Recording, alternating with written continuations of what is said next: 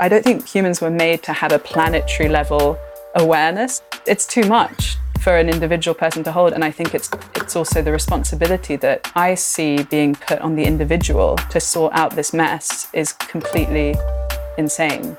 This kind of pressure shouldn't be put on individuals. Meanwhile, governments aren't making the agreements they're meant to be making. Businesses are continuing as usual. I don't have any time for guilt tripping. If that's coming to the West, then we've all grown up in a paradigm of competition. We live in quite isolated ways. We're wired to actually respond to the apocalypse in the worst possible way. I don't want guilt tripping. If we're in this together. How can we keep showing up, being courageous, staying present and alive, keeping those feedback loops open, and caring about each other? Please, can we care for each other as we're on this journey? Because that's the only way, I think, that we're going to move forward in a way that's not destructive and competitive. Hello, thank you for joining us. Presence Collective has begun and is a wonderful resource already for anyone who wants to be part of a community that is all about living a creative, connected and courageous life.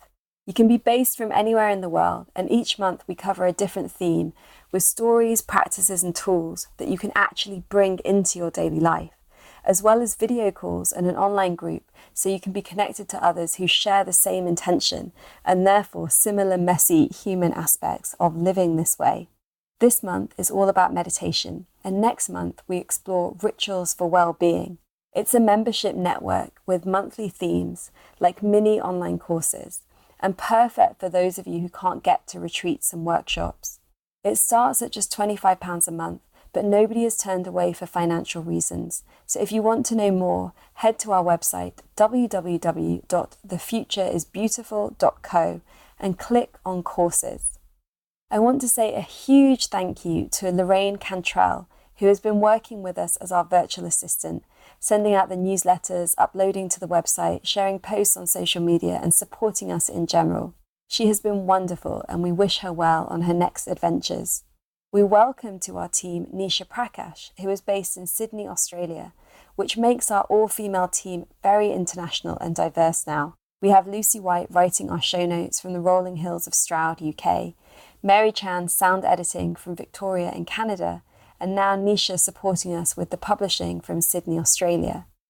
This week is an interesting episode with my guest Phoebe Tickell, who is a scientist, educator and serial systems entrepreneur.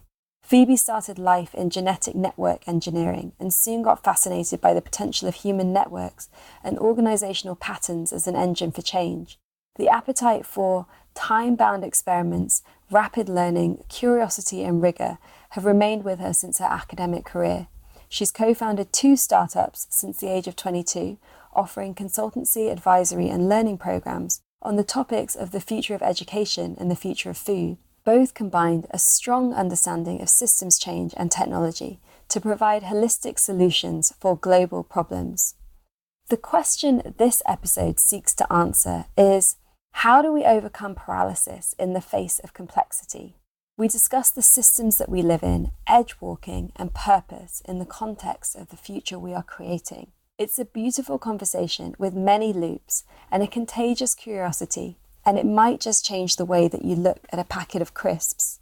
One thing we discussed after the show that I thought was really interesting was this idea of doom porn, which Phoebe describes as the apocalypse mania, getting lost and almost addicted to the news of apocalypse and what is going wrong, and creating a frenzy of buying food, guns, and creating bunkers, where it increases people's fear and leads to shutting off the world and bunkering off. It's one way of coping with the current situation, and yet this one reality is often without a framework of support and space to process the emotional side of this narrative. It asks the question, is what we're going through right now an individualist issue, where the solution comes from protecting our individual needs and isolating? Or is this part of a collective karma, whereby we all need to find our way through it together? The poem she shares at the end is written by Mary Oliver. I hope that you enjoy this episode, and as ever, do get in touch and share your feedback. Welcome to The Future is Beautiful, with me, your host, Amisha Gadiali. On this show, we explore the weave between politics, spirituality, creativity, and sustainability. It's time for us to move beyond silos and into an integrated way of being. Every one of us has ideas and personal experiences to share that can lead us to a brighter future. This is the revolution. Despite the challenges we face as a global community or the pressures that we meet in our daily lives, when we stop and dare to dream, to ask ourselves the big questions, and to share what we are already doing, we create the future that we wish to wake up for. That future is beautiful. Phoebe, it's an absolute pleasure to have you here on the show today. Welcome to The Future is Beautiful. Thank you. It's really, really good to be here. One thing I have noticed is quite accidentally, everybody that we've had on the show so far has either been my age or older. And it's definitely a part that's been missing, because I think that we get busy with different things at different stages of our lives. And I've noticed that I've become just a little bit more cynical recently than I was. And the amazing thing is that I think it's all very movable and shiftable, that I've been doing things that have been feeling quite tiring. And it's like a shift in energy to re-inspire, to find where that ability is to look again and look deeper and find more inspiration and get going.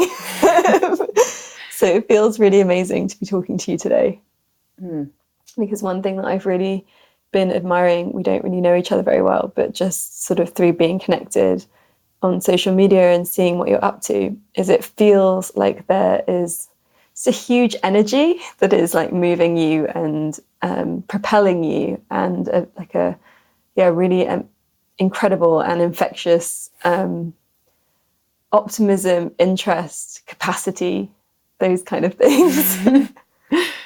I hear that, and that's wonderful to hear. I think I would say that I'm propelled with a lot of curiosity. I have this feeling like my curiosity for the world and what is happening here is limitless. It's like being, sometimes I remember as a child being like, well, if I was an alien, this is what I would be asking. And I was like, I kind of see the world a bit like that. It's like, what is this place? And how is it that we have done the things we've done? And how is it that we, meaning like you and I and others alive at this time, are alive at this time and not another? But I would say, optimism is something that doesn't feel always present. I think I'm trying as much as possible to circle towards realism. So in the one sense, there's optimism or gratitude just for being alive. And in others, there's great sadness and grief and anger about the things I see happening and the amount of destruction that we're doing right now as a species. And then I think it helps at the end of the day to be able to say, well, to be able to zoom out into a cosmic sense of, well, we don't know what is meant to happen. We don't know why we're here. We don't know what will come after. What do you feel like is happening? Oh gosh. Right now? Tell us. Well, what do you see? Mm-hmm. So I see, from a very like non-intellectual sense, I just see and experience different worlds, like many different worlds and realities existing at once. And I find it really intense, because I actually move through many, but not all at all. I move through a segment of those worlds And those worlds are, in my eyes, becoming more and more separate or distant. So there's a world which is highly technological, moving very quickly, extremely privileged, extremely turbocharged in progress and development and in financial capital. There's worlds of people who are just getting on with their life and not, people who are conscious about climate change and feeling close to what's happening on a kind of global level. And then there are folks who are just trying to get by kind of day by day. And I see massive inequality. I see, we talk a lot about apocalypse, and this mantra that keeps going in the back of my head is that the apocalypse is here, it's just not evenly distributed. And that feels very alive, because we're talking a lot about apocalypse, at least in the circles I'm in the West. And actually, what we're describing as apocalypse, a lot of people live in right now. Mm. 1 billion people don't have enough to eat. And then I'm also moving in a world where all we talk about is the development of the latest currency or app, or it's a really, really crazy time. It feels like a mess.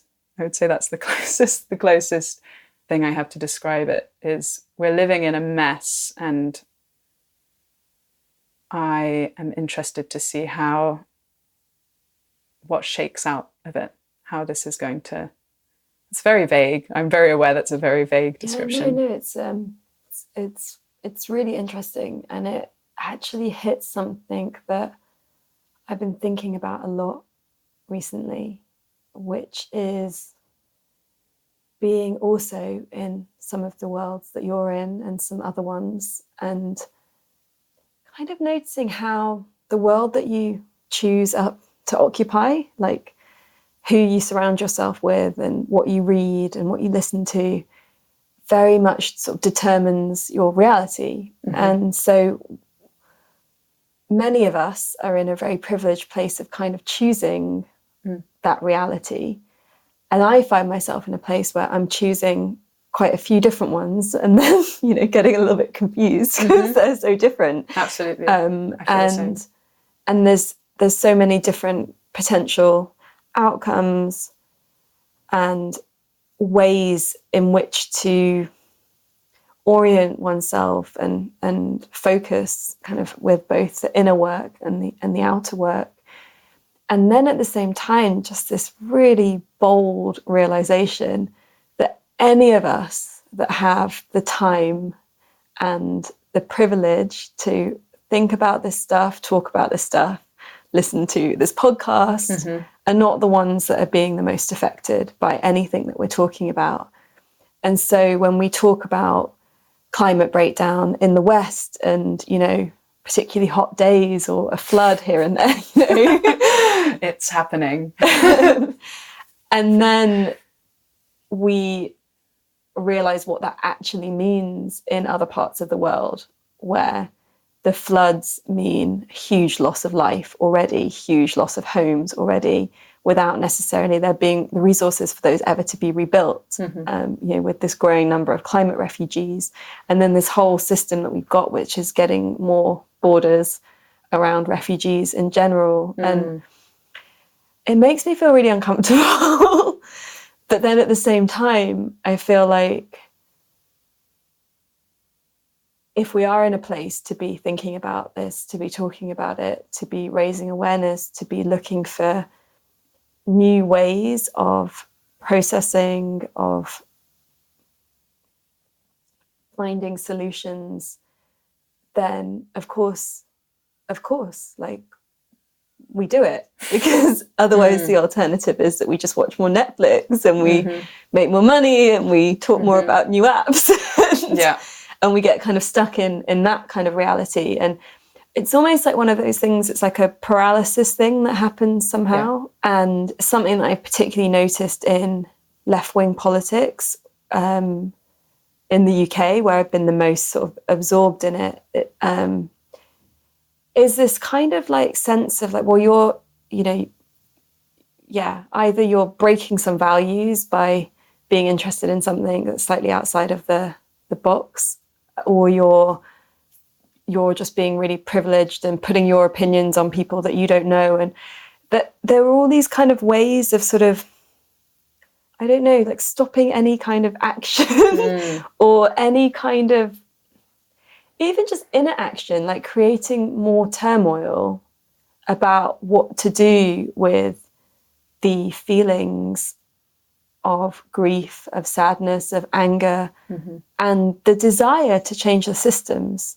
Yeah, I have so much coming up when I hear you say that. I thought it, before going into something I want to say, I wanted to ask you what you meant by, you said when we speak out, there are these two ways that things can go. One is that you get kind of told not to put your privileged emotions on other people, and there was another thing that happens of getting outcast, or and what kind of things were you thinking about in that you say, or that you express, or that you see others say or express and have that response? Well, I guess, I mean, there's more than two ways, but I guess I'm just coming from having now spent 15 years in activism in different ways, political, environmental, sustainability, that there's always a reason why whatever it is that you feel inspired and moved to do is wrong, because the systems that we have are so complex. And so it can be as simple as, you know, you want to make all of the things that you buy in your house or in your kitchen, what you eat, sustainable, organic, local, pesticide free. And then somebody will always come in and criticize that because it's not really doing anything, because it's not really addressing the problem, because this, that, and the other. So I think part of it is that kind of there is no right, but there's a lot of people that want to tell you that things are wrong. And I find that particularly in a lot of, I don't know, I just feel like I read a lot of posts on the internet, blog posts, magazine posts, about how this thing is wrong or that's missing this. And it's very confusing. And I think that almost gets me into a place of like, oh. I don't want to do anything, because it's like raising your head above the parapet, and then it's like, I completely. And then you might be causing more harm because you don't know, because there's something that you don't know. But then doing nothing is also doing something. Exactly. And so just this kind of way of finding the faults with everything without necessarily having, but here's the thing that you can really do that's useful. And part of it is because there isn't one clear thing that everyone can do. You'd hope we'd be doing. If there was, surely. I've got something to share with you. We would choose. I've got the answer. Great. No, but so there's this paralysis that I think comes up for a lot of us that want to do something. And for me, having worked in politics, having worked in sustainability, having been in some of these environments very up close, I know that at certain points I've just been a bit like, ooh, like, you know, put my hands up, step back. Like there's a lot of a narrative of criticizing what others are doing. I think when you're newer to something, you just get inspired and you go, oh, I'm going to do this. And you can feel good that you're doing it, and it's better than you not doing it. Does that make it more sense? Yeah, that makes a lot of sense. And I was thinking about this theme on the train here. In the last years, I've been hosting some spaces for kind of climate, I guess you could name it as climate grief, or elements of somebody called Joanna Macy's work called The Work That Reconnects. And she's a teacher and a mentor of mine, and one of the only teachers and mentors I've had who I feel has really cracked through that numbness. So there's many themes in what you said that I kind of want to pull out. So one is that I'm seeing kind of connected with that paralysis, this sense of numbness, that when people, I'm seeing widespread apathy and numbness, and I don't believe that humans are apathetic creatures. I just don't believe that at all. What people are seeing and knowing in a very real way is that you could, stop buying avocados, stop taking your flights, you could only buy organic, you could do all the things in the book of right things to do, as much as right there is. You could do all of that, and still we'd be trapped in a system that, even if all humans reduced their carbon footprint, if we're going to talk about carbon, because obviously that's just one side of this, but even if we all in the West reduced our carbon footprint individually by half, let's say, or actually it's roughly 75% that we'd need to stay within planetary boundaries, if you do the maths, there are systemic industrial level things that we just don't have control over, and they're being propelled by this engine of capitalism and a wiring in the economy that, businesses need to legally satisfy their shareholders and create profit. And I think as humans, we sense that, like, even if I did everything I could, it wouldn't be enough. It wouldn't change the system. Something has got to change systemically. And I don't know right now whether that's policy, regulation, law, business paradigm. Like, I'm very curious about what that will be if we do, manage to make those changes on a systemic level soon, because I don't even know what in time means anymore. Like, I feel like that has sailed, the in time. So I'm curious what are the triggers that could lead to that kind of change. So that's my current understanding of what I see when I see numbness and apathy. I think one is, like, humans were not made to, I don't think humans were made to have a planetary level awareness, like to hold that in one's everyday life of, like, I'm waking up, I'm tired, my alarm is going, I need to feed my kids. Oh, and the planet is, like, it's too much for an individual person to hold. And I think it's also the responsibility that I see being put on the individual to sort out this mess is completely insane, because this is not, this kind of pressure shouldn't be put, in my opinion, on individuals. It's ridiculous that the message is like, well, you should recycle and you should, do X, Y, Z to save this situation. But meanwhile, governments aren't making the agreements they're meant to be making at climate conferences. Businesses are continuing as usual, and yet the everyday people are meant to save the situation through cutting back. And actually, the kind of decisions that are put in front of everyday people often clash with their taking care of their children or giving their children the best possible opportunity that they can. And I think that's a lot to pit up against, like, yeah, that biological urge to take care of your children and to give them the best chance possible. Pitting that against planetary regeneration and health and climate stabilization I don't think that's the answer.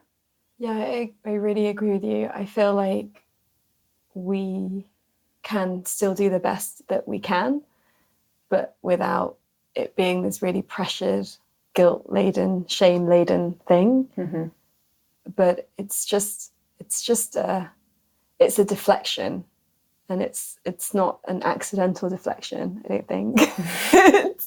it's a systemic one that is like, okay, let's put the onus out there. And it's a place where it can't really, I don't know, it can't, even if all individuals stop doing certain behaviors, like, it would take a lot of time before the things that we all stopped buying were stopped being produced. Mm-hmm. What would happen to and they just start creating, then the capitalist part wouldn't change. It would if the current system, it would just pivot, and then we'd be buying bamboo straws, and then the bamboo would run out, and pandas will die, or whatever it is, like this big interconnected system. Like, larger things have to change. Yeah. And then we have this situation, which is that there are a lot of human lives that literally only have food to eat because they're implicit in a modern day slavery within this system. And that was, I guess, the other part of what I was saying earlier. Then there's the question of privilege. Like, who are we to talk about the lives of people that we will never meet or we will never know what it's like, really? But who are we not to? But who are we not to? Exactly. Because if we can, then let's. I don't know, there's this thing that's always stayed with me. I think it was just a picture that I saw once somewhere.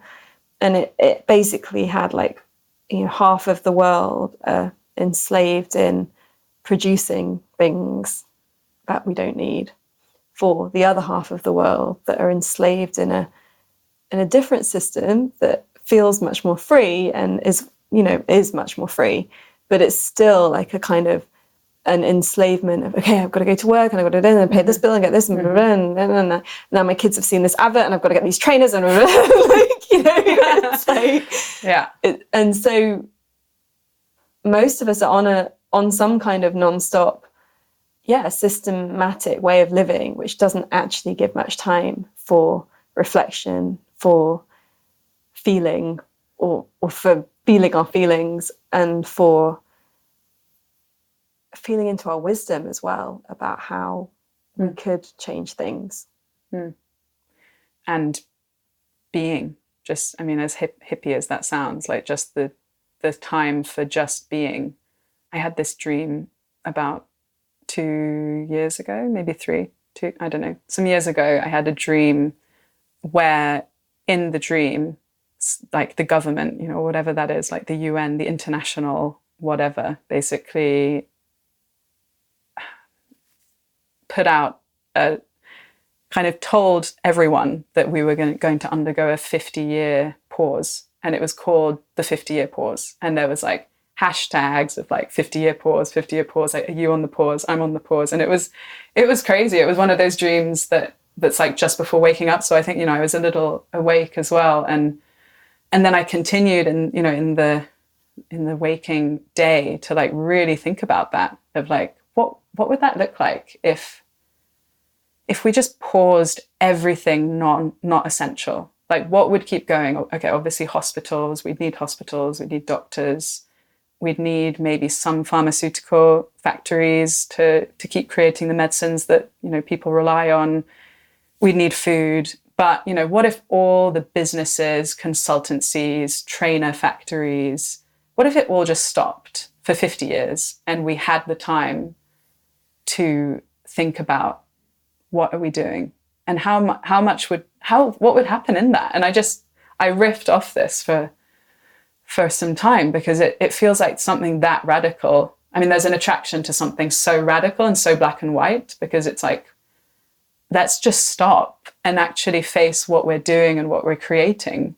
Because right now we're in this treadmill of thinking that we need to create the very things that are destroying the things that we need to keep creating. And I don't see how we're going to stop and change what we're doing without just chilling out like for years. Yeah, I just thought I'd throw that in. I don't remember now what we were talking about, but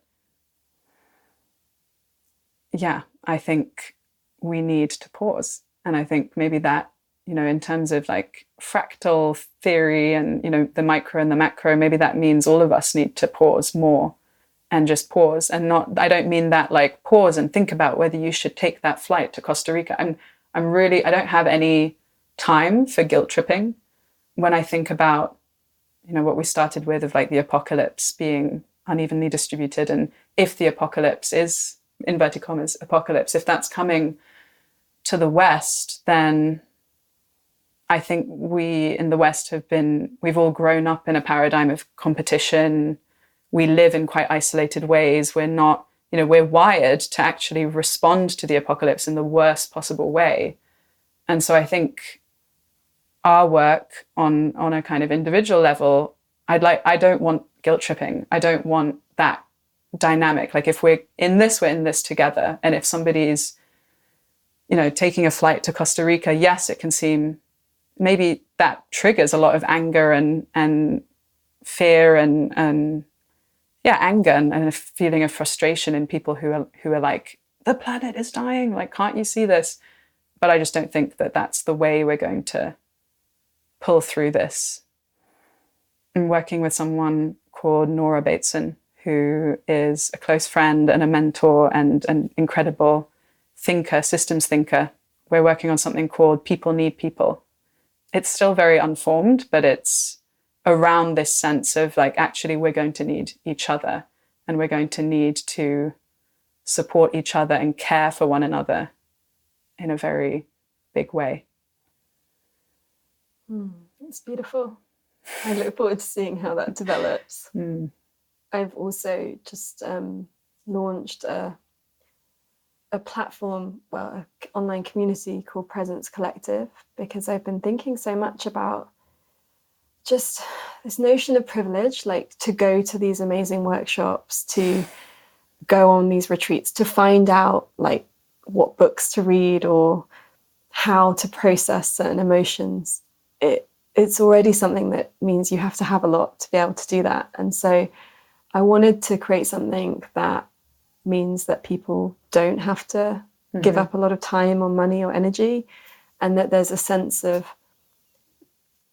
a place and a space with other people that are going through the same things, that are asking the same questions, that are struggling in the same ways, where we look at that personal well-being side of things, but in that context of where we are globally and how much we know, which, as you said earlier, is like not something we're designed for. So it's something that we are all struggling with. Yeah, we'll see how that goes. But it's like I wanted to create a space that we could come together and have like monthly calls and be in contact as much as we want, and share different tools and practices, be able to do it within our daily lives, within whatever else we have to do that day. So it doesn't become a thing of like going off to learn something or do something that then we don't know how to integrate into how we do everything else. And so, yeah, that's kind of my offering to this question, because I feel like a lot of it is complex and paradoxical, and there's no way to be a human that is trying to live with very clear and solid values and not be contradicting oneself constantly. I think you can't, touching the world right now, like interacting with the world right now as it is in the West, immediately, I think of it, it's not a helpful metaphor, but it feels like dirty. Like you can't stay clean. You can't keep blood off your hands, like in a really serious way. Like buying a laptop, buying a phone, like ordering food, there's no way. Crisps, yeah. What's happening in the rainforest, the rainforest protectors that are being killed for us to be able to have coffee and crisps and other snacks. Yeah. And it's so hard to hold that level of intensity. Like when you've just got a packet of crisps in front of you, you go into every shop and there's just bags of them everywhere. And yet, there's something about the crisps, isn't there? Like, but it's like, because if crisps were, okay, in a hypothetical sense, if crisps were causing death, murder, destruction of our natural environment, then you would think they just wouldn't be available to us. But instead, we live in a world where they're everywhere. Yeah. And, they're being sold in grab bags and 2-for-1 and all of this kind of thing. And yet, we know that all of those things are happening behind the crisps. I don't know why. We know, that's another whole thing that most people don't know. Yeah. So that's like a whole other layer. Like even when we do know, then we're still in it. And you could cut out crisps, but then, what do you, then you what? find out that it's that's something else that you're using every day. Or the flight that you take to visit your dying grandparent, or, whatever it is. And when this is kind of how I feel, the most recent thing that's happening for me is some of my some close friends or peers saying, should you take that flight?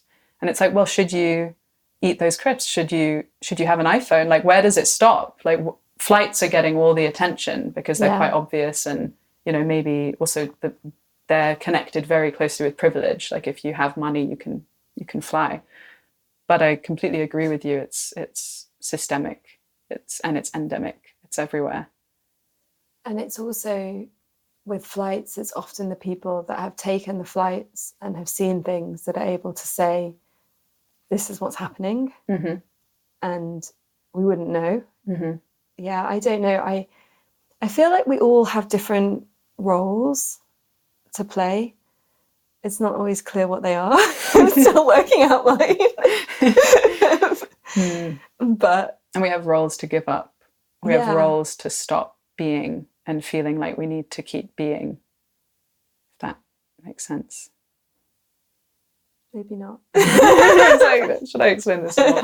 That we have roles we think that we're meant to be doing. We think that we need to do X, Y, Z, or, we have roles in society that I think hold us back from doing the courageous thing, from doing what's needed, or what is right. That makes sense more.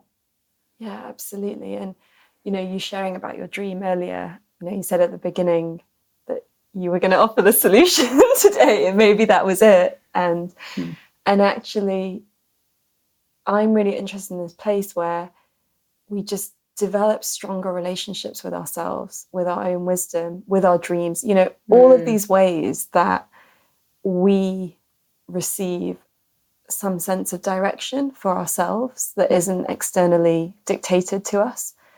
Because I feel like that's where a lot of that understanding of what our role here to play is, or what roles we're not here to play, but we might get caught up in because we think that that's what we're meant to do. There's so many different ways of showing up, and there are so many different projects, NGOs, campaigns, like, to get involved in. How can you choose?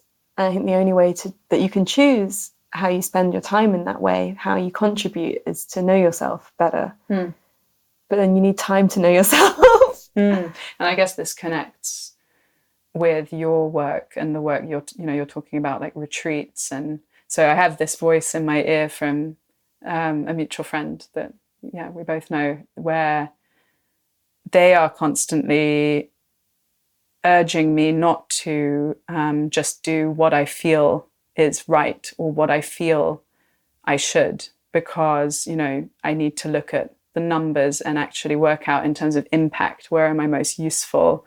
And I've got all this privilege, and I've got this degree, and I've got these resources, and actually I should use them most usefully. And yet somehow I feel like there isn't, as we've just talked about, there's no way of working out the most useful, objectively thing to do. I feel like we need, as you say, somewhere in the middle, like we need people to sense into what is theirs to do. As Bill Plotkin talks about this term soul work, of like, we're all here. We all have something we came to do. And I think if more people were doing that soul work, we would be in less of a mess. Like, I think when we ignore who we really are and what we really are called here to do, and what kind of dreams we had as children of what our lives would look like, when we ignore that, I think that's where the numbing begins. And that's where the loss of energy and direction and the giving up of wanting to like fully participate happens. And then those are the people I see going to work for Shell or for big consultancies and faceless businesses. Like, I wonder how many people we'd have working businesses or systems that do eventually cause harm if they were less blocked off from what they're really here to do. Yeah, it's really interesting, isn't it? It's like there's this notion in our society that we've been told, which is that there's a point where you just grow up and you just do what the system asks you to do. And if you don't, then, you know, you're foolish. You're young, you're naive, you're lost. Yeah, or you're optimistic in a kind of derogatory way. You don't really know. And so we lose a lot of people. We lose a lot of good humans to the systems. And I think that this thing is quite interesting between the difference between a human and a system. And can you say more about that? I thought maybe you would. Who's interviewing who? Not an interview. Sorry, I mean, just for a bit of context, I'm just wondering. Yeah, I guess I'm feeling about how we can demonize people that we perceive are doing certain things. I mean, they are doing them, but when you meet that hedge fund manager or the CEO of Shell, or, you know, like, they are human beings and they are probably very different with their kids, and there's a sense of, you know, they are living their lives, and there's now, you know, it's shareholders. It's like this whole thing about shareholders just became like the global excuse for like everything. Shareholders. Yeah. We have to because of the shareholders. It's like, because they're the top of, you know, if you're in a hierarchy, every person is being pressured by someone else. Every human in that system is feeling that they're under pressure to perform to the thing above them. And I guess when you get to the very top of it, you have the shareholders, and, you know, whatever pressure they're under in their mind, whether, you know, that they need the million, you know, they're going to lose the million off their multi-million, you know, in the stocks or whatever it is. Like, we all have this sense that we're pressured to keep doing. And to keep just making more money. That's the ultimate game. Which is funny, because we've actually got the sign, you know, there's the studies that show that above whatever it is, £35,000 a year, you know, happiness doesn't, or contentment, satisfaction doesn't increase. But there is a real sense that in our world, money buys power and money buys freedom. And like, who doesn't want power and freedom? I guess the other part that I'm inquiring into is how often the humans within a system are still like innately good, as we were talking about actually before we started recording, but the system can kind of carry people into another role, I guess, and that the systems can take us as humans away from our truth, but that any efforts that we're making towards changing the way that our future could go, like, has to be more directed at the systems than it does at the humans. And sometimes I think a lot of energy gets lost there. And I wonder how much of the system, I think you said, carries people, or, you know, hooks people. I was thinking of hooks. Like, what is it that those hooks hook into on people? Why does the system have traction? I think I was just thinking about it. If we go into each human life, we all make some contracts in a way, you know, whether that's like, my contract is that I need to please my parents, and somebody else's contract is I need to take care of my kids, and I need to be there for my, you know, sick friend, or whatever it is. We all have these very personal things that we agree to and we bind ourselves to, and those then become the reasons for why we do the things we do. This is why we all have the justification of why we need to keep making money, why we need to take that flight or whatever it is.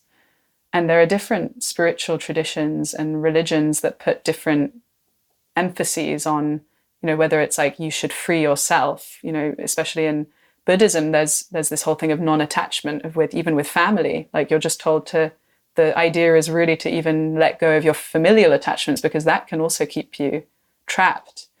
So for me, it's interesting being in the West, where predominantly Christianity is the dominant religion, and really sensing into what are the myths. I'm not Christian myself, but we all grew up in a milieu, what do you call that? Like a culture where Christianity has been dominant for the last, centuries here in the West.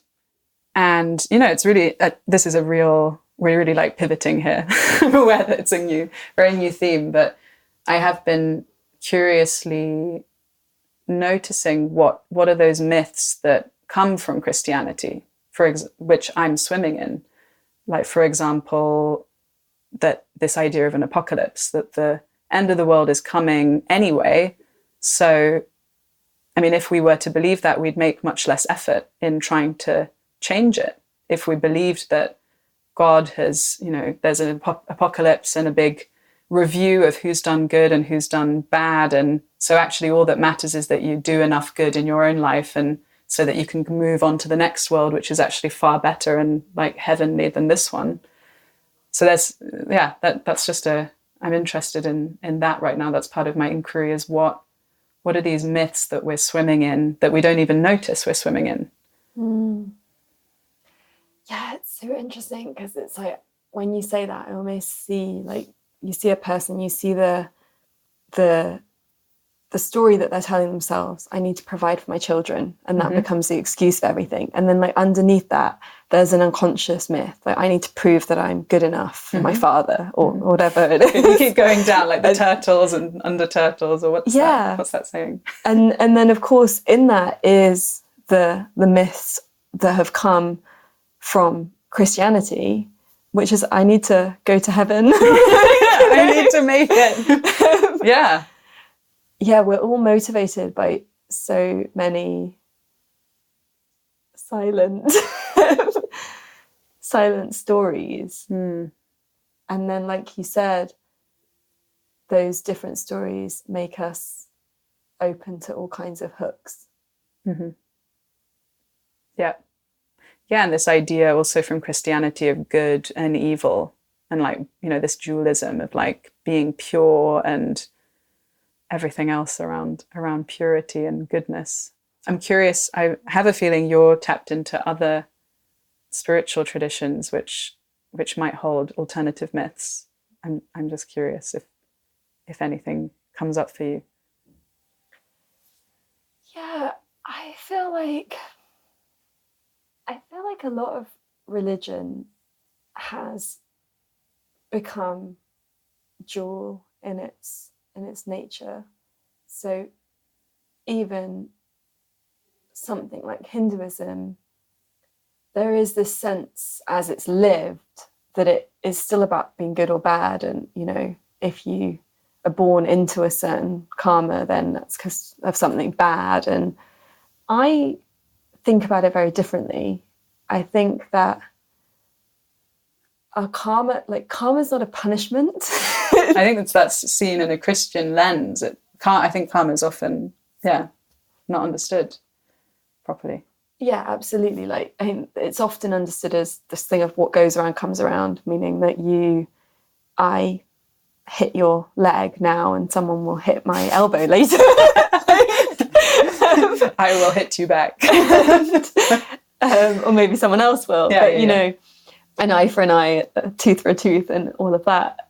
But even the sense of karma being that I do something bad, in inverted commas, and then something bad will happen to me, or, the reason that I'm going through this experience now is because of something that I did before. It offers this lens which is kind of like blame, punishment, more blame and shame and guilt. And where I find karma more useful to think about is or to understand is like, you know, you carry around, as my meditation teacher Sally Kempton says, you know, your karmic backpack. And your karmic backpack has all kinds of things in it. And yes, like some of them are from things that you have done in past lives, in this life. Some of them are cultural and global kind of time related aspects. And your karma, it kind of leads you on a journey rather than it punishes you. And it shows you certain opportunities to grow. But it also shows you that your life isn't designed for the same reason as somebody else's life is. And I think this is where we've gotten a real mess, because we've created one system of success and one system of how to live your life. And if you're not doing it that way, then there's something wrong with you. And so even the notion of if it's in every woman's path to have a child, or when they're going to have that child, or if they're going to stay with that partner, or what kind of work they're going to do, if they're going to do the same work for the whole of their lives, or, you know, there's a much more complex aspect to it. And again, it's connected to what you were saying earlier about soul work. And it's connected to this notion of everything happens in order to help you grow, which then, when you look at climate breakdown from a karmic perspective, then it's not a doomsday thing. It's an opportunity for humanity to grow. And that's a very different lens. We're not all being punished because we ate too many crisps, but we're being given conditions which are asking us to dig into something deeper inside of ourselves, individually, collectively, and to find ways to grow and to heal. And that's a very different lens. It's kind of like the same, but it's just a different way of looking at it. And I think it allows us to be much more empowered into who we are, to be able to celebrate our differences, to be more at peace with our privilege or our lack of privilege, to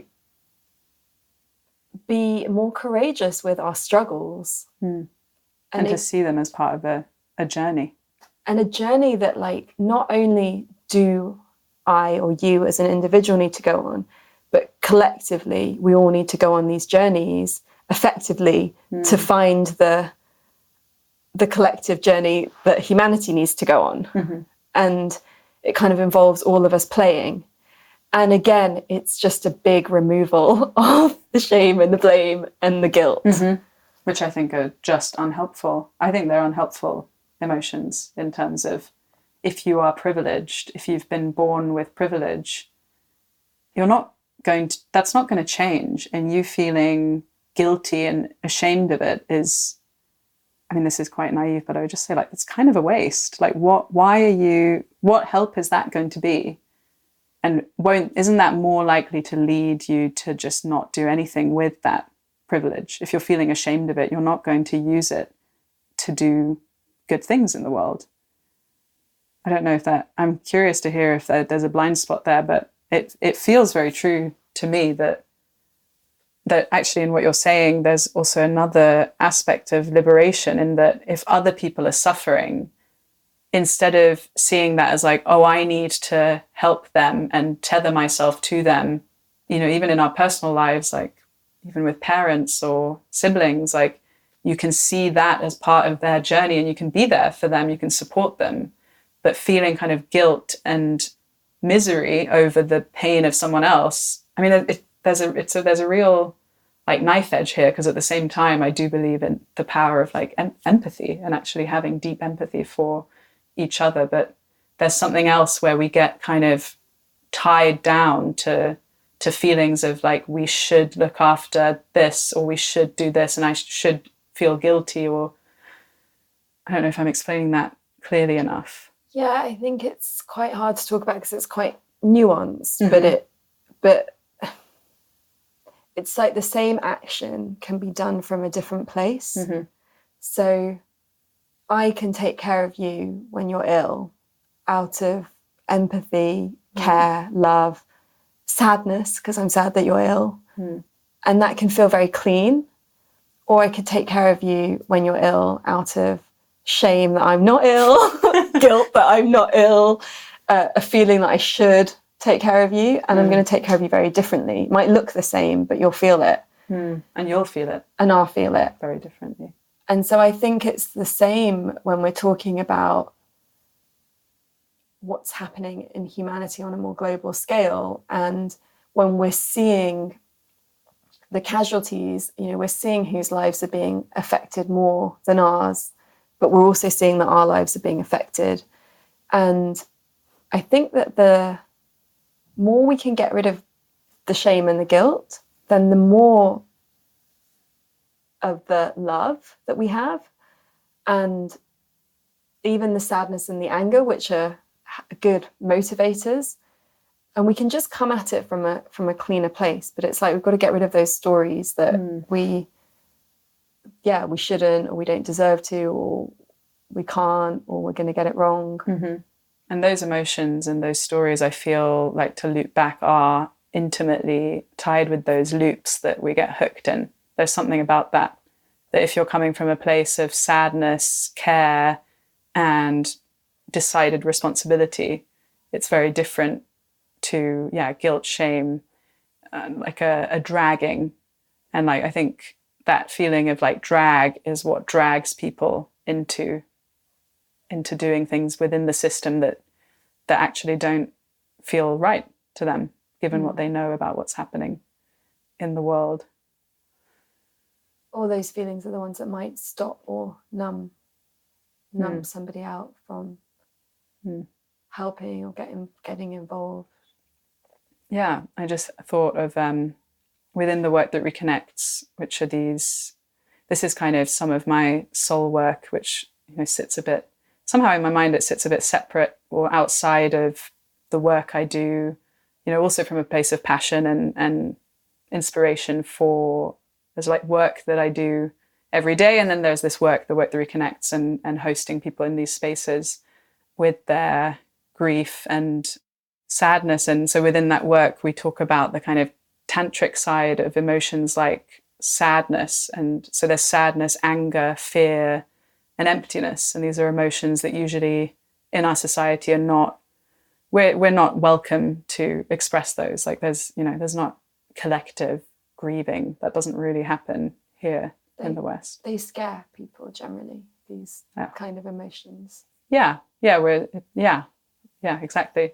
And so within this work, what we say is that these emotions are actually very healthy and actually symptoms of you being alive and caring about what's happening in the world. And if you look at systems theory and everything that's come out of postmodern science and biology, which I spent a lot of time, we see that we're all interconnected. It's so funny because like the science starts to like interface with this kind of radical, like alternative hippie paradigm of like we're all interconnected, and then suddenly the science shows no, we really are. Like there's all this science that shows that, and we're all one. Well, even a human being isn't a single species. We're ecologies of different species of bacteria and fungi and all sorts of things. Yeah, exactly. And it's like it's so interesting to me. When I was a scientist and studying science, it was so separated from that other realm that I was interested in. And then, more and more I see them coming together.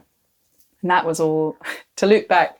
Yeah, so we've got these emotions that actually, given what we see in science and given that we're all interconnected, it's very natural that we would feel grief and sadness about what's happening in other parts of the world or with other species. Or to other parts of our own communities. Like we're in Hackney right now, and there are many different Hackneys like sitting on top of each other. Yeah. Many different experiences of what it's like to live in Hackney. Mm-hmm. Yeah, and when I've worked with people who are exploring those feelings of grief, sometimes, someone will just be like, it's completely irrational, but like it just makes me so sad when I see what's happening with orangutans, or it's funny because, sometimes it's easier to express emotions for non-human beings than like our other human brothers and sisters in other parts of the world. But anyway, at least that's, feeling something for something else. And so it's not irrational, because we're all intimately tied to all of life. And so these feelings, so you can look at sadness and grief as, on a tantric side, being an expression of how much we love things that we hold dear. And when we're angry, that can be seen as an expression of a passion for justice.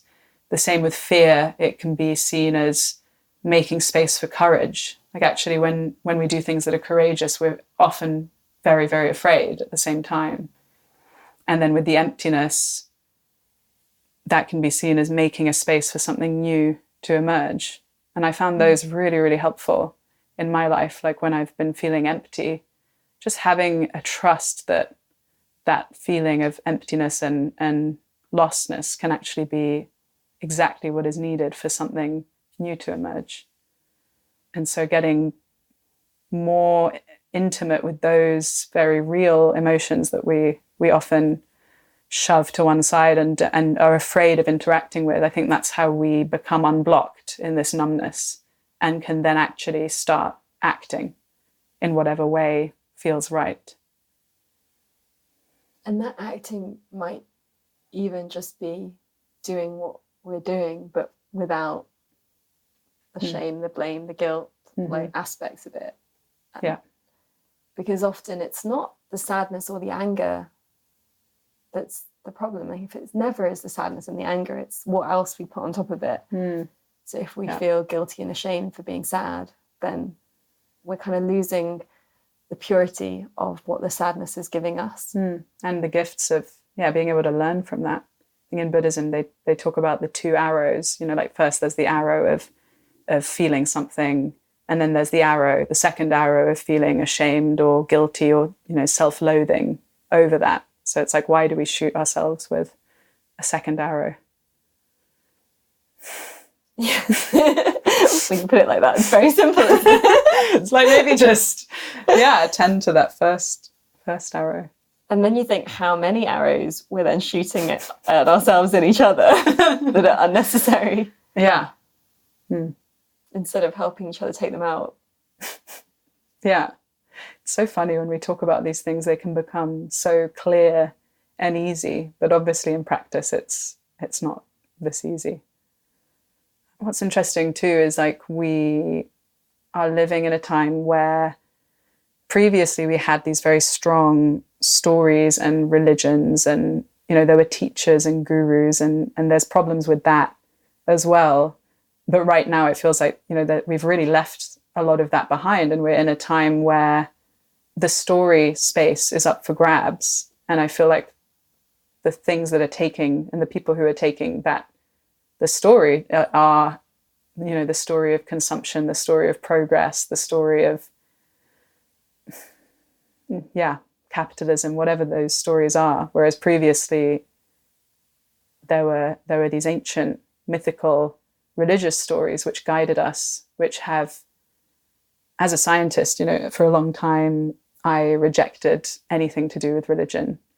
And then I wondered, maybe spiritual traditions and religions, at least in their purest sense, were created as a way to guide us towards not getting into the kind of mess we're in now. At the same time, you see religions being massively co-opted to lead to awful things happening. So as you can probably hear, it's like everything is complex and everything. I don't feel like clear that there's any clear like yes or no, this is good, this is bad. It is everything.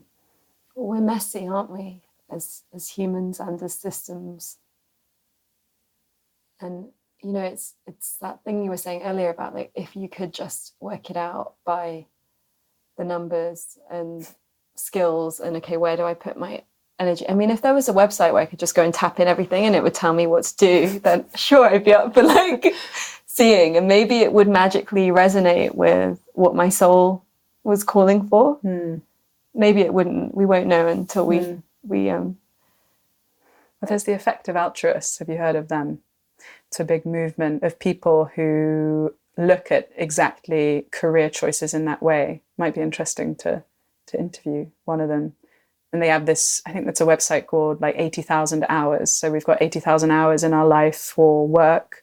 And so what they say, they've ranked, I mean, I don't know it intimately, so I might get this wrong, but my sense is that they've kind of ranked what are the most useful things in terms of like number of human lives. And so number one is production of mosquito nets, because that's connected to malaria. And and another whole 80,000 hours dominant paradigm is like, actually the most useful thing you can do is become a banker or a high paid consultant and then give 50% of your money away to a list of charities that they've also ranked as the most important. So it's really interesting, of like the very opposite to what we're talking about.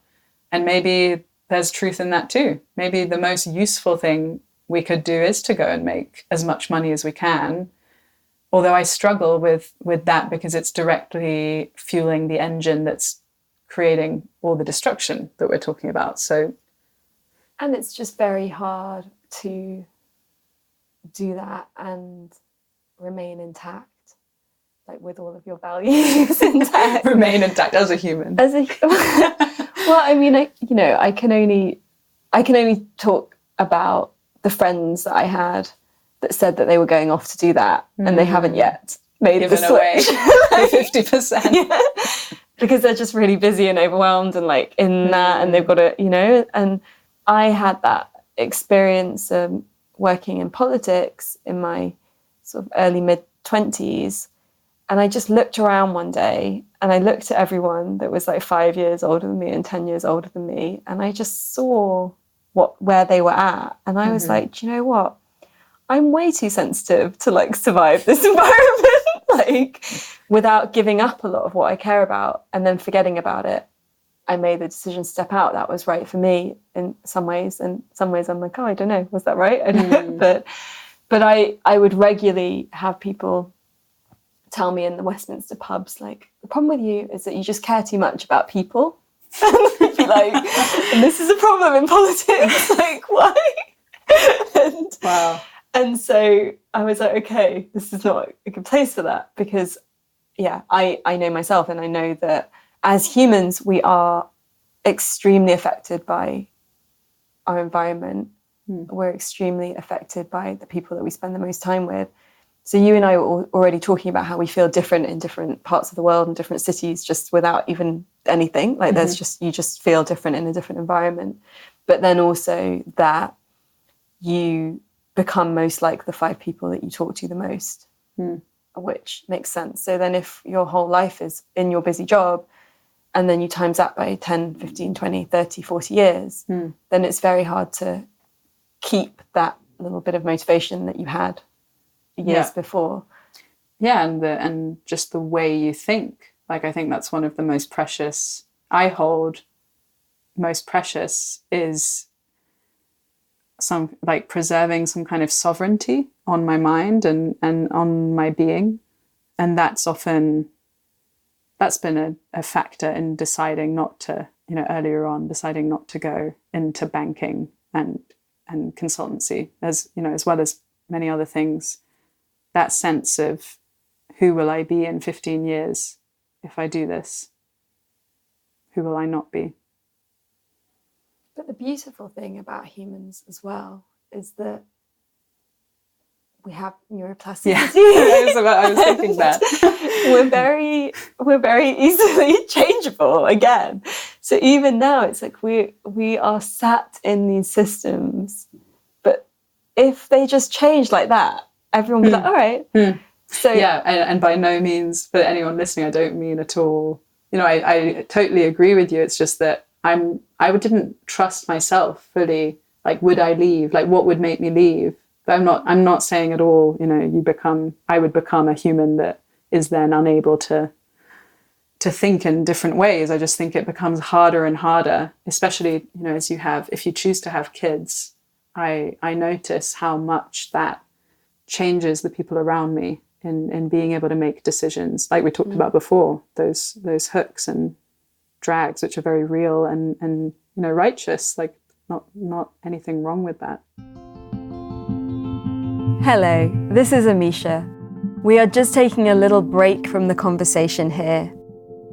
On behalf of myself and the team, I want to say thank you for being part of creating a beautiful future. We make this for you, so that we will all have the vision, wisdom, and activism we need at this time to weave a new narrative. Can you help us with this? You can do that by making a monthly donation to the podcast to cover our costs. Just the equivalent of a fair trade banana you might eat or a chai latte you might drink whilst you listen to this will make a huge difference to us. Head to www.thefutureisbeautiful.co/community to become a monthly patron. And the other thing is to tell your friends about this podcast so they can tune in too. Send them a message or post on social media and let them know what you love about it. And whilst you're at it, leave us a review. And now, back to the conversation. Thank you for your loving beauty. But we're interesting humans because we can get very stuck by one thing and it can define us and we can never find a way out of it. And yet we can also be very open to transforming very fast in lots of ways. And there's sort of this balance that happens. And I'm interested in what conditions we need in order to be able to be more open to transformation and to allow ourselves to kind of be open to reprogramming as and when we need. And I think that some of us are naturally better at it than others. And then also it involves like everything, knowing that you can and being surrounded by other people that are doing it so that you know it's possible. Because even in the futurism world, there are so many different stories, cultural stories within futurism. What might be happening. Never trust a futurist. That's something I've picked up, which I laugh at because sometimes I've been called a futurist and I'm like... I find it so inspiring that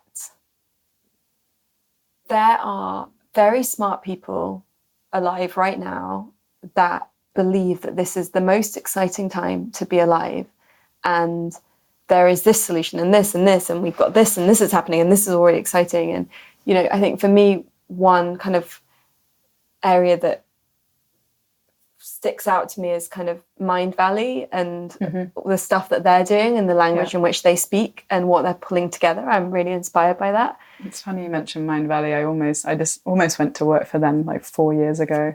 They really, really inspired me even then. So I haven't heard anyone mention them for like many years. So that's really interesting. Well, it's interesting about Mind Valley because I have been following them and I listen a lot to Vish and Lalani's podcasts and read his books, and generally I'm just quite excited by a lot of what they're doing and the way in which they're thinking.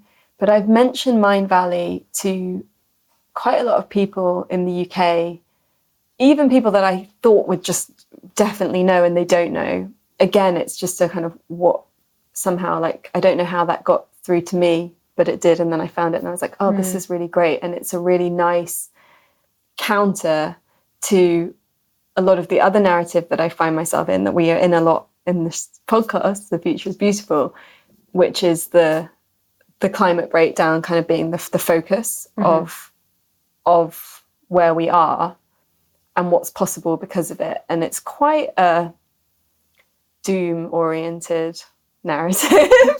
Like, I was invited to join something called like the Doomsday Club to like have dinners to talk about doom and societal collapse and deep adaptation. And I think there's a lot of interesting perspectives within all of that. So it's not like one is better than the other. I'm kind of just amazed that it all exists together. But I feel very differently when I spend a lot of time in that narrative to when I spend time in like the Mind Valley narrative. And So in a way, there's an element of choice. For me, I kind of like to somehow try and hold it all in different hands or something. I find that too, imagining like 10 hands, and we're just, I feel like that and you're as like, well. okay, there's this and there's this and there's this and there's this. And yeah, I don't know. It's really interesting, because who's going to be right and who's going to be wrong? And maybe everyone's going to be right and everyone's going to be wrong in different ways. Or maybe it's as simple as you just choose and you kind of get swept up in that reality. I don't know. But then again, we've got the privilege to choose, because if you don't have enough money to feed your family and pay the bills, and if a flood comes into the area that you live in, or heat wave, and it kills the crops, or you can't rebuild your house, then, then I don't know if you do get to choose to be in the Mind Valley. The Mind Valley kind of way of being. Yeah. And this is a little bit what I've been feeling holding me back in some of that, like, commitment to, okay, this is the world that I'm going to stay in, is like, it feels almost irresponsible. It's really live for me, of like holding these many different worlds and feeling like I need to continue being in all of them, the ones that I choose, and maybe more. Because if I just choose one and ignore the others, it's like it's kind of like a privilege of what I choose. It's just like, oh, well, I want to feel this way, so I'm going to choose this reality, and just, I can't walk back. I can't unsee what I've seen. I can't go back to 4 years ago, I think, when, or, I'm saying this now, who knows? Like, the future is unknown. Yeah, 4 years ago, my focus was kind of radical transformational education for teenagers, and we were running these workshops around the world in places like Mumbai and Singapore, and that's why I think I became aware of Mind Valley, because of alternative education in that part of the world. And we were running these transformative, inspiring workshops for young people of just like, this is what's happening in the world, teaching them to code, teaching them about biotechnology, teaching them meditation, about neuroscience and the way the brain works. And that was so inspiring and exciting. And yet I wondered, like, I can't unsee what I've seen of what's happening in the world. And like, if I was doing that again, I'd need to think very carefully about how to do that in a way that is not just like off in a privileged bubble of like, we can be different and we can transform and like life is exciting. It's like, well, yes, and everything we've talked about, like, yes, and this conversation. And I get a little bit suspicious now of the whole transformation, raising consciousness. Like, I really don't like the term raising consciousness. It's like, what does that mean? And whose consciousness are you raising? And like, consciousness being a linear low and high thing, I get suspicious of what some people would say, like the 60s, like the whole thing that came from the 60s of like, we can transform our consciousness and raise our frequency and then transform the world. And roughly 60 years on, look at where we are. So like, clearly there's something more or different or holistic in a different sense that's needed. Having a bunch of the most intelligent, inspired, resource-backed people and informed people in the world going off to meditation retreats and disappearing and going into a cave is not, I don't think that's what we want either. And same with the ayahuasca communities.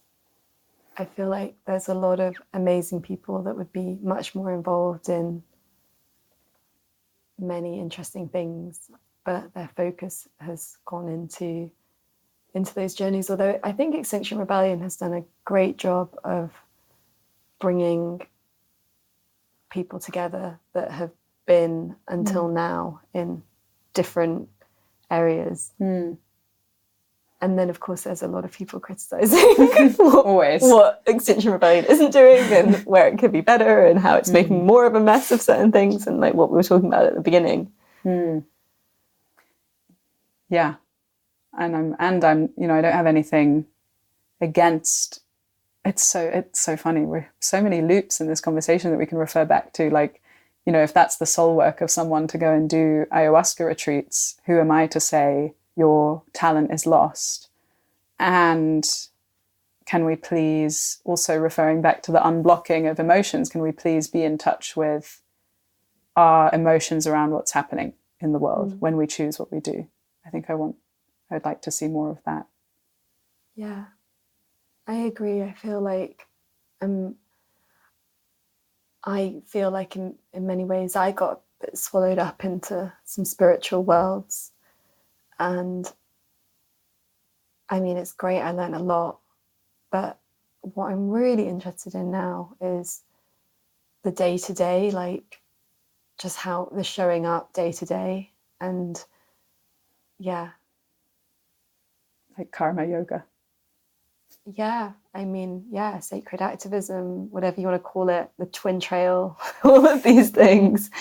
But kind of constantly doing the inner work, the personal growth, the personal development, the healing, alongside constantly looking at how am I contributing, how am I taking part, who am I supporting, and it can be done in so many different ways, and it can keep changing, and that's the beautiful thing about it. But I think there's something brave about holding the different stories and the different groups rather than going completely into one and sort of holding that picture of what's happening. I find that it sometimes makes me feel lonely because I'm not fully absorbed into something, and I'm sort of seeing the beauty of it, but I'm seeing something else, and I'm like, okay, but we've got to integrate this as well. And so that seeing is a blessing and a curse always. Maybe like me, you resonate with this term edge walker, like walking many edges between worlds. And I think there are some people for which that is a role, and I think we need to support each other because can be challenging holding those different worlds, as you say. Yeah, and it's hard to find the other people that are doing it.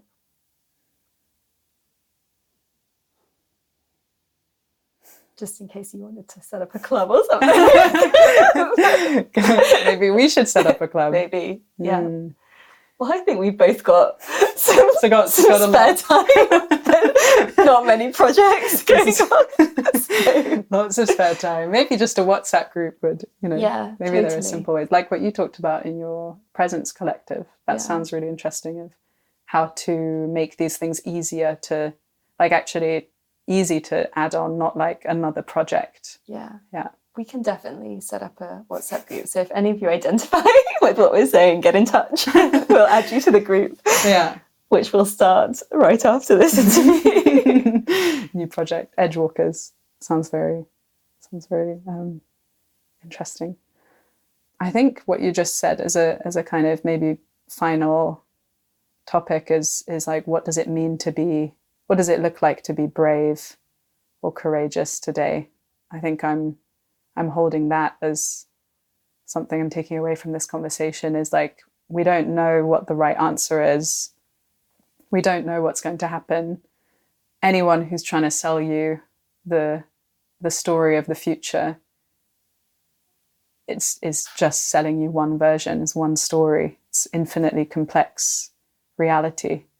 And so how can, one thing that we can all take home is like, in our own life story context, how can we keep showing up, being courageous, staying present and alive, in terms of like keeping those feedback loops open and caring about each other, as kind of basic and like 60s that sounds. Please, can we care for each other as we're on this journey, because that's the only way, I think, that we're going to move forward in a way that's not destructive and competitive and actually just worse. Like, if we are, whatever the future holds, if we're going down or up or wherever, sideways, then let's do it together.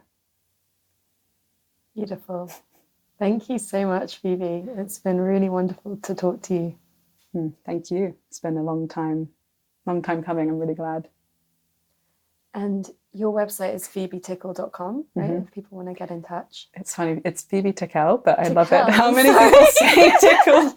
I just carry that with me. That's part of my karma. But yeah, it's phoebetickell.com. Yeah. And we'll post links, of course, to everything that we've mentioned. Thank you. Thank you. There are moments that cry out to be fulfilled, like telling someone you love them or giving your money away, all of it. Your heart is beating, isn't it? You're not in chains, are you? There is nothing more pathetic than caution when headlong might save a life, even possibly your own. Beautiful. Thank you for spending your precious time with us.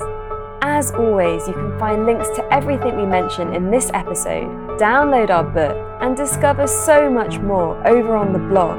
We don't believe in selling you things you don't need through this podcast, and so it's made possible with you, our community. If you loved this and would like to fund our show with a monthly donation or join our online group to connect with other listeners, please visit www.thefutureisbeautiful.co and click on Community and Support. Please also share with friends, hit subscribe, and leave us a review so we can grow. Those gold stars really help others find us, so these ideas can spread. Here is to us, creating a beautiful future together. The Future is Beautiful is made by an all-female team working voluntarily or on reduced rates until our listener support grows. If you have been moved by anything you heard here, please donate the equivalent of buying us a drink. All donations make a huge difference to us and will allow us to keep doing this and remain advertising free. Until next time, I leave you with this question: how will you create beauty in the world?